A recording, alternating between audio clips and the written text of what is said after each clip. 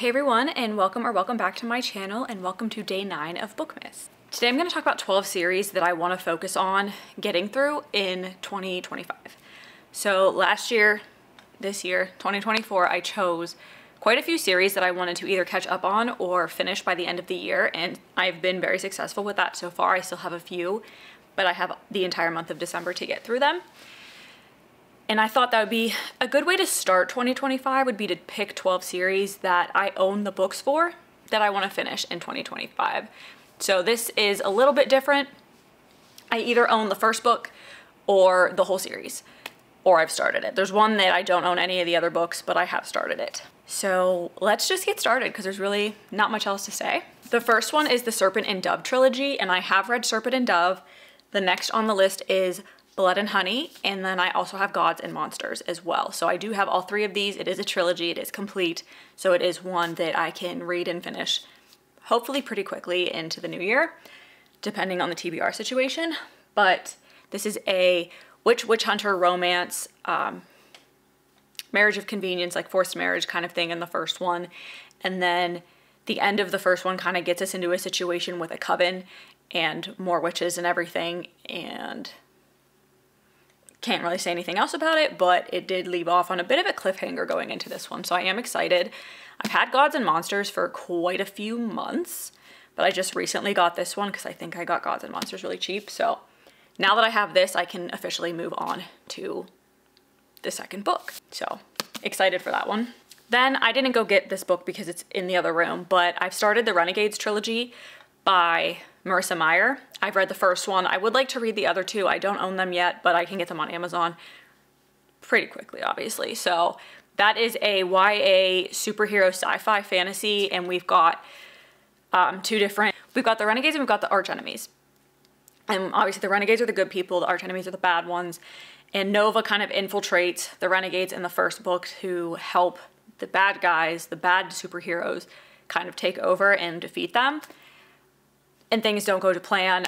She starts to question everything she grew up knowing and who is actually the good person versus the bad people and all of that. So that was a really fun time. It was a different type of a read than normal. Took a little bit for me to get into it, but I think now that the world is established and the characters are established and everything, that the second two will hopefully be a little bit quicker. And those are Arch Enemies and Supernova.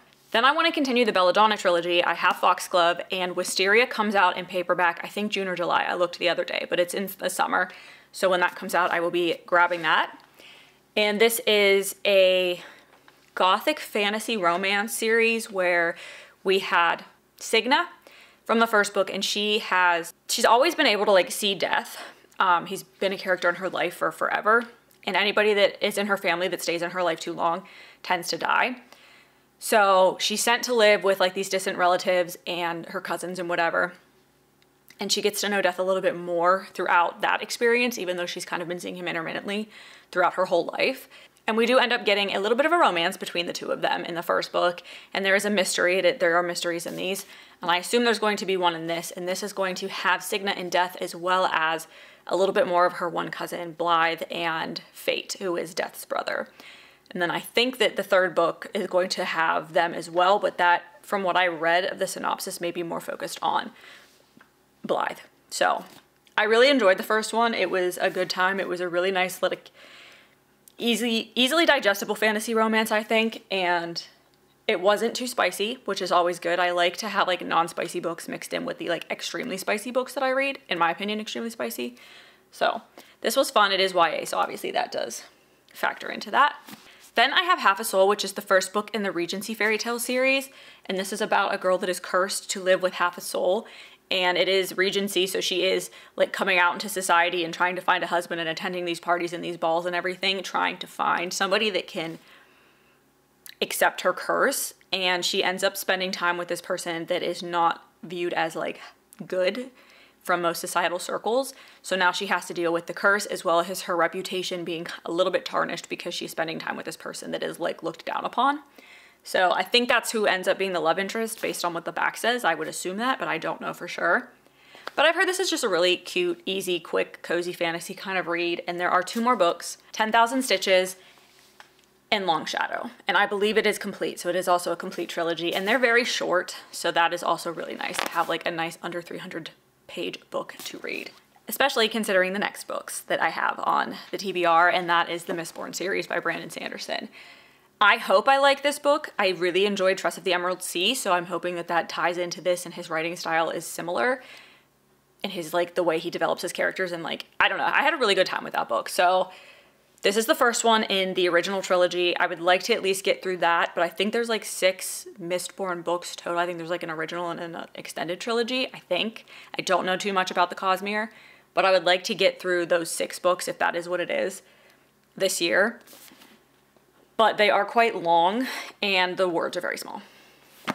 But I sped through Trust of the Emerald Sea. His writing, at least in that book, was very easily digestible and easy to get through, and things made sense. And I wasn't like struggling to understand his magic systems and his worlds, that was my first intro to the Cosmere. So I think the fact that I understood enough in that single standalone book within that universe speaks volumes about his storytelling. So I'm really looking forward to this and continuing my Brandon Sanderson journey.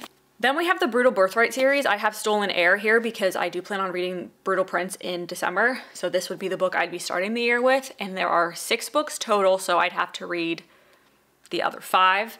I don't remember all the names of them, and I have 2, 3, and maybe there's 6. There are 6 books total, so I would have to read 2 through 6, obviously, to finish this series. These are, again, very short, and they are romances, so hopefully they will go quickly. But I think they're like darker mafia-style romances.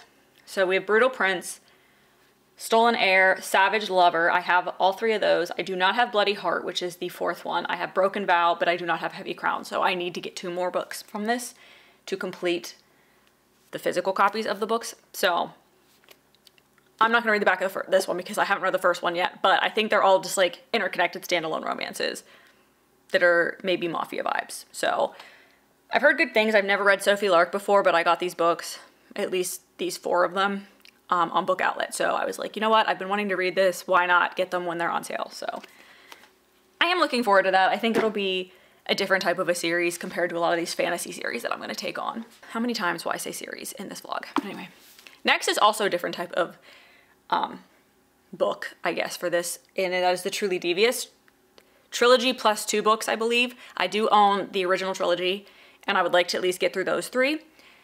And this is like a dark academia kind of mystery, YA mystery novel. And somebody goes, it has Good Girl's Guide to Murder vibes, because this girl attends this academy where years ago, the mother and the daughter of the person I think that founded the academy are kidnapped and like never found again.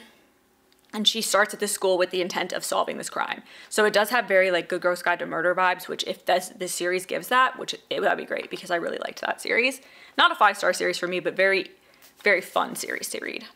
So I don't know much about the other 2 books, but it just says this is the first novel in a murder mystery trilogy.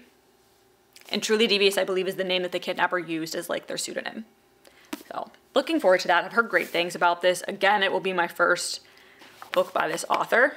Another new to me author is Sabaa Tahir, and this is the An Ember in the Ashes. I believe there's 4 books. A Torch Against the Night, A Reaper at the Gates, and A Sky Beyond the Storm. And this first book is about a girl whose brother gets imprisoned, and she joins forces with these like rebel people to infiltrate the military academy and to spy on them. And if she gets the information, I guess, or whatever they want from her spying on the academy back to these rebels, they'll help get her brother out of jail. And she meets this guy at the academy who is like the best soldier they have, but also like secretly a very reluctant soldier. That's all I know. So this is another YA series. They just released these new covers and they're beautiful, and they will make a picture when they all line up, which is always really fun on the bookshelves.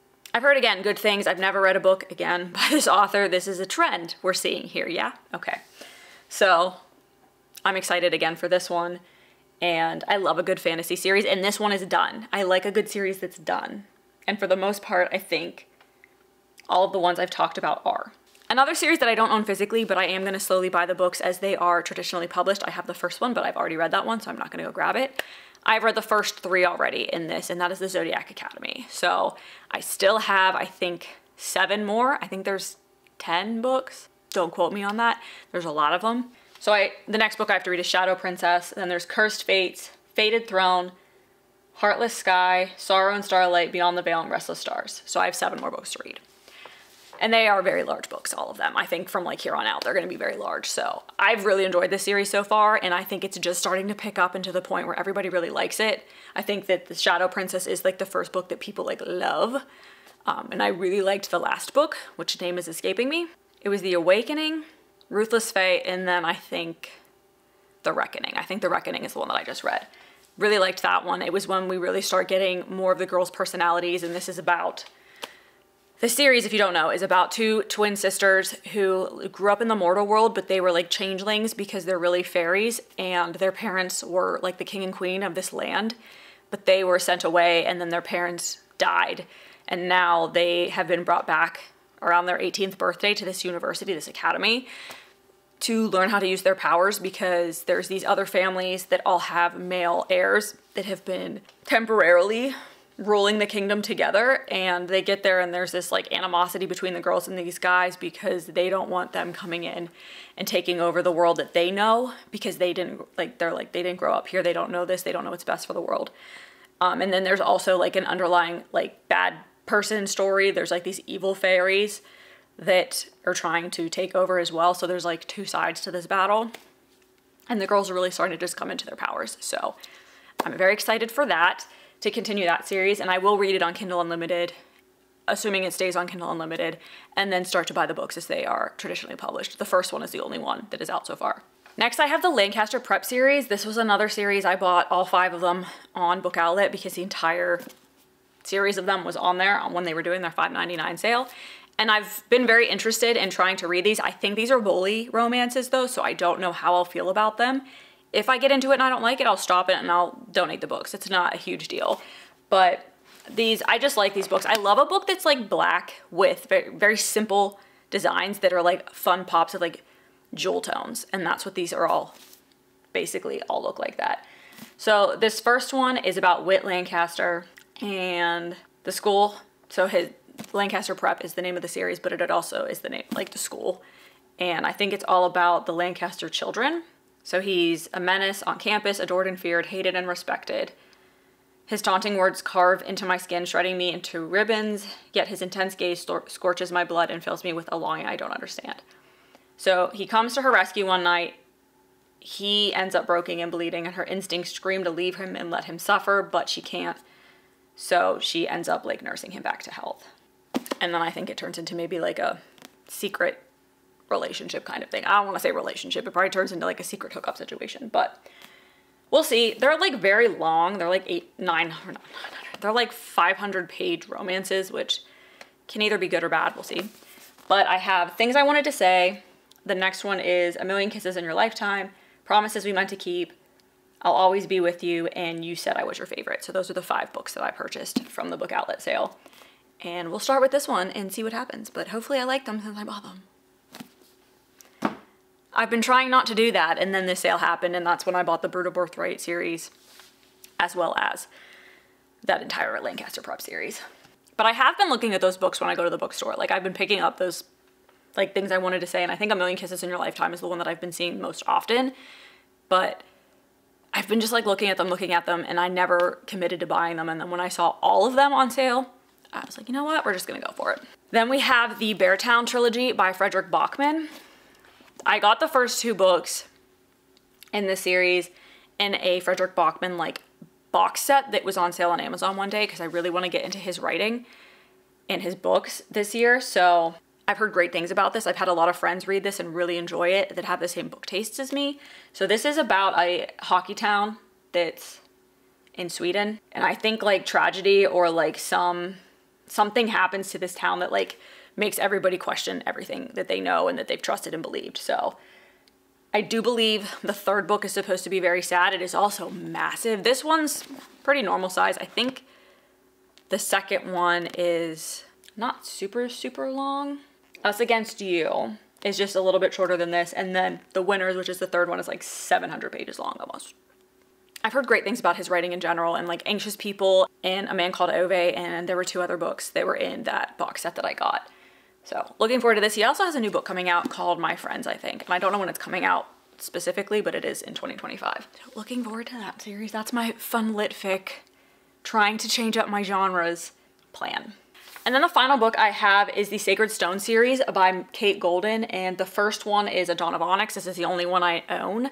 I believe the second is A Promise of Peridot, and then A Reign of Rose or something like that is the third one. And I've heard great things again about this, and they are nice short fantasies again. I love a fantasy that is not like 500, 600, 700 pages. So, and this is romantasy. Heard good things. I think it's complete now that that third book is out. Again, love a complete series. Most of these are complete. Like I said, I think they all are. I tried to pick series that were complete as far as I know, they're complete.